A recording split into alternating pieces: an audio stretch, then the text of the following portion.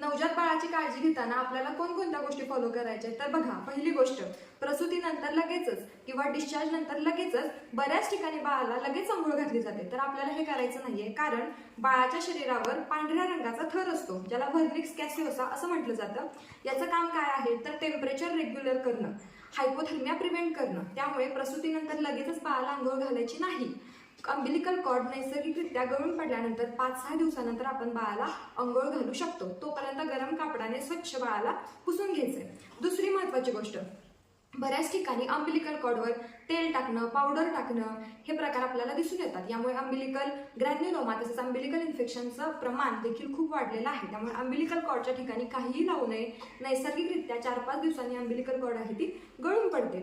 तसेच बऱ्याच ठिकाणी बाळाच्या कानामध्ये, नाकामध्ये, लघवीच्या ठिकाणी तेल सोडलं जातं. यामुळे काय होतं तर या ठिकाणी फंगल इन्फेक्शनचं प्रमाण वाढतंय. तुम्ही बलवर्धक तेलाच्या साह्यानं बाळाला हलक्या हाताने मसाज करू शकता, अभ्यंग करू शकता. बाळाची कांती सुधारण्यासाठी, शरीर सुदृढ राहण्यासाठी आपण ते करू शकतो. परंतु बाळाच्या कोणत्याही अवयवांमध्ये, नाकामध्ये, कानामध्ये किंवा लघवीच्या ठिकाणी आपल्याला तेल टाकायचं नाही. तसेच सर्वात महत्त्वाची गोष्ट म्हणजे खूप कॉमनली बाळाच्या डोळ्यामध्ये लहानपणापासून, जन्म झाल्यापासून लगेच काजळ घालायला सुरुवात केली जाते. एक गोष्ट लक्षात घ्या, असा समज आहे की काजळ घातल्यामुळे डोळे मोठे होतात, सुंदर होतात, पण प्रत्यक्षात असं नाही. यामुळे कंजक्टिव्हायटिस तसेच बाळाचे डोळे लाल होणं, इन्फेक्शनचे चान्सेस खूप आहेत. तसेच बऱ्याच ठिकाणी बाळाला धुरी दिली जाते. एक गोष्ट लक्षात घेऊया की कोणतीही गोष्ट जळल्यानंतर त्याचं कार्बन डायऑक्साईड कार्बन मोनॉक्साईडमध्ये रूपांतर होतं आणि ती धुरी बाळाच्या नाकातोंडामध्ये जाऊन फुफ्फुसांमध्ये डिपॉझिट होते. त्यामुळे श्वसनाचे विकार देखील होऊ शकतात. आयुर्वेदानुसार रक्षोघ्न औषधी द्रव्यांच्या साह्यानं म्हणजे विडंग आहे, हरिद्रा, निंब याच्या साह्याने धुरी देऊ शकतो. पण आई आणि बाळ ज्या रूममध्ये आहेत ती खोली निर्जंतुक राहण्यासाठी त्या खोलीला धुरी द्यावा असं शास्त्रामध्ये विधान आहे.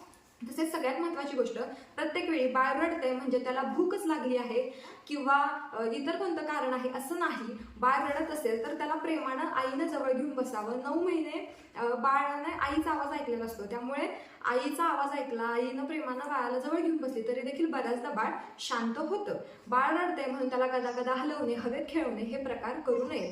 तसेच सगळ्यात महत्त्वाची गोष्ट, प्रत्येक वेळी बाळ रडतंय म्हणजे त्याला दूध पुरत नाहीये, त्याचं पोट भरत नाहीये असा देखील समज असतो. परंतु प्रत्यक्षात असं नाही. बाळाचं लघवीचं प्रमाण कसं आहे, बाळाची झोप कशी आहे, याच्यावर त्याला पुरेसं स्तनपान होतंय की नाही या गोष्टी सगळ्या बघितल्या जातात. आणि सगळ्यात महत्त्वाचं, शी-शू केल्यानंतर बऱ्याचदा बाळाची शी-शू साफ करण्यासाठी वाईप्सचा वापर केला जातो. तर त्या वाईप्समध्ये असणारे जे केमिकल घटक आहेत त्यामुळे डायपर रॅशच्या केसेस देखील वाढलेल्या आहेत. त्यामुळे स्वच्छ निर्जंतुक सुती कापडाच्या साह्यानं, गरम पाण्याच्या साह्याने बाळाची शी-शूची जागा आहे ती क्लीन करून घ्यावी. आपल्या नवजात बाळकाच्या चांगल्या आरोग्य